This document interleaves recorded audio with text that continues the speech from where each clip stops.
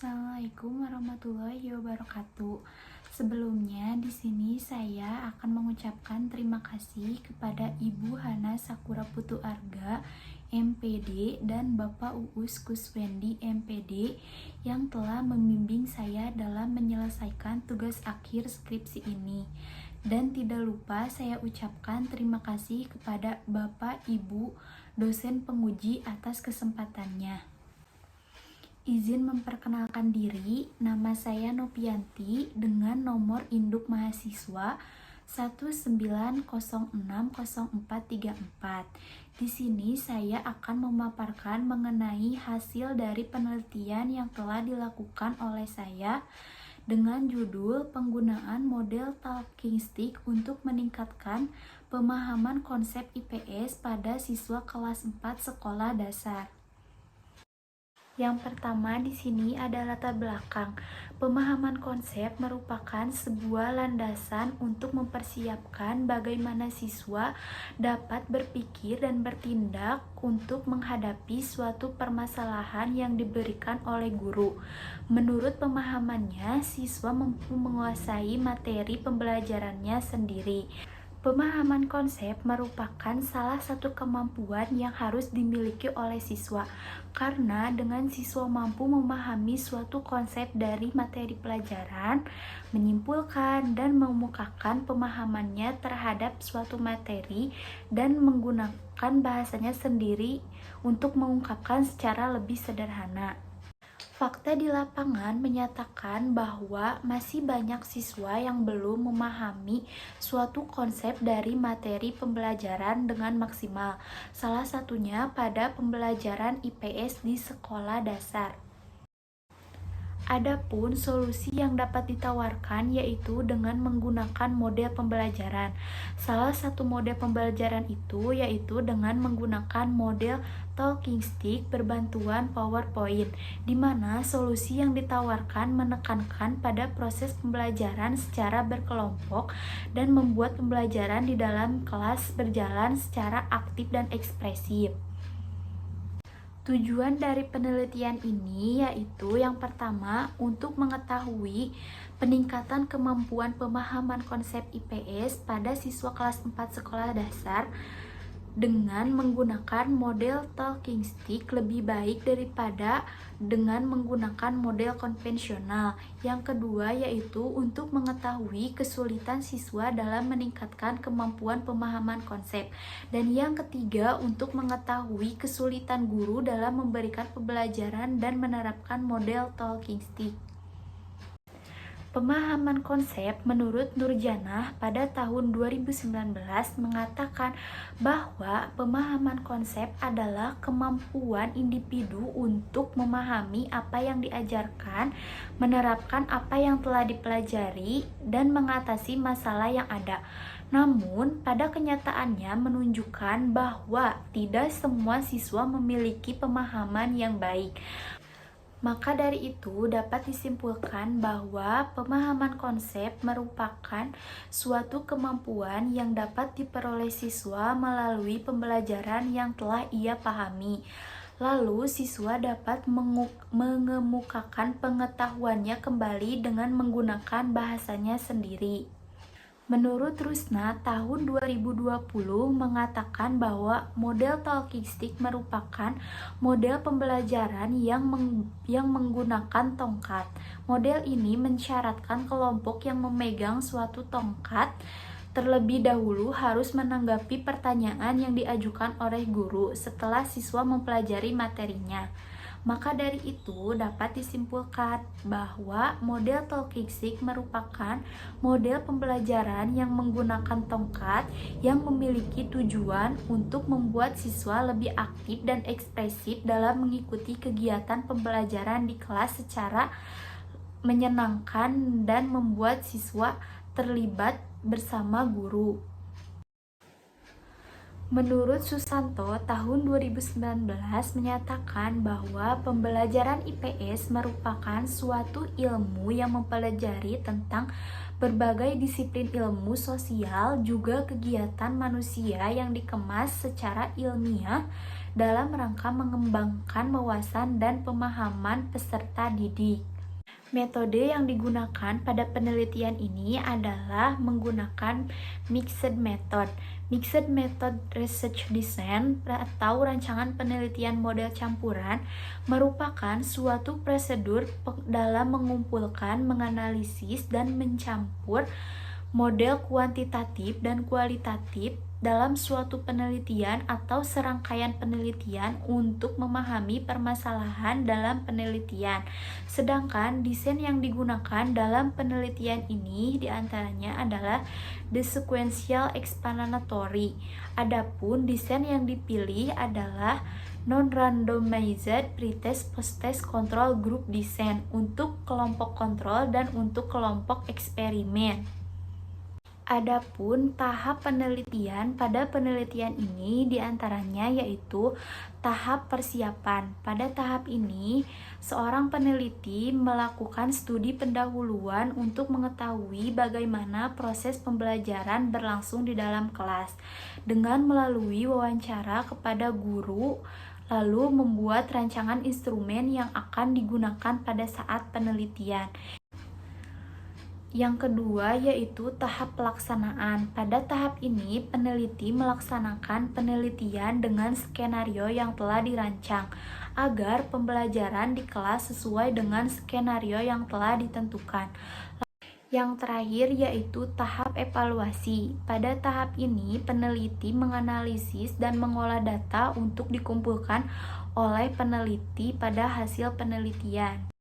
Adapun instrumen yang digunakan pada penelitian ini diantaranya adalah tes dan non-tes.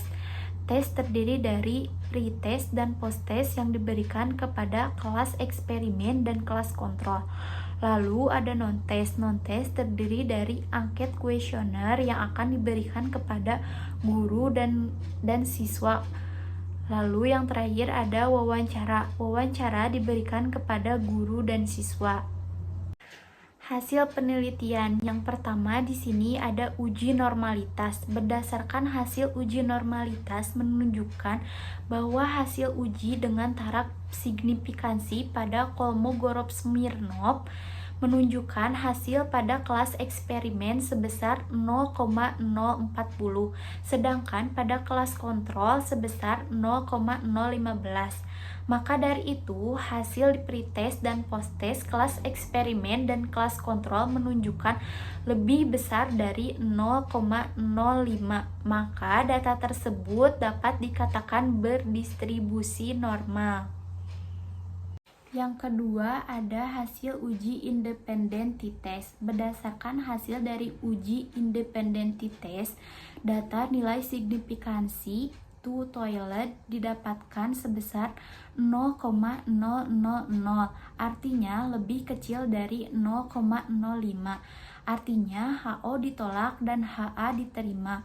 Maka dari itu HA diterima artinya ada perbedaan yang signifikan antara kemampuan pemahaman konsep yang menggunakan model pembelajaran talking stick dengan pemahaman konsep IPS yang menggunakan model konvensional.